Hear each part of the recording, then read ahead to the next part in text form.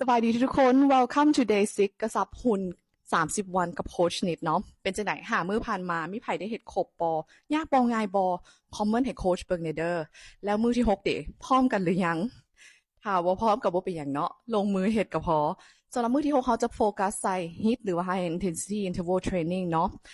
มื้อนี้เราจะเพิ่มการกระโดดการ movement ของร่างกายเพื่อที่จะกระตุ้นระบบเผาผลาญของเราหันขึ้นมา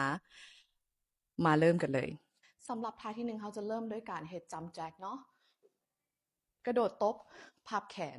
โดดตบพับแขนเราจะเน้นคงไว้เนาะสปีดแบบนี้เลย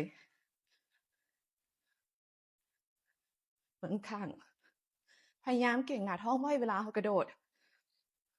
อันนั้นเป็นท่าที่1หลังจากนั้นท่าที่2เราจะเป็นจัมป์สควอตเราจะย่อสควอตลงแล้วโดดขึ้น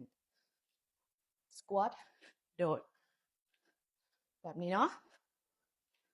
ถ้าไผโดดบ่ไหวแท้ๆแม่นให้สควอตเขย่งปลายตีนขึ้นสควอตเขย่งปลายตีนขึ้นสควอตเอาสปีดคือเก่าเนาะท่าที่3จะเป็นสควอตคิกเนาะสควอตลงคิก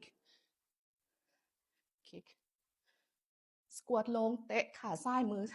เตะขาขวามือซ้ายแตะขาซ้ายมือขวาแตะสลับข้างกันเนาะคือเก่าเอาสปีดหลังจากนั้นเขาจะเป็น squat twist I know there's a lot of squats but ท่าที่4 squat twist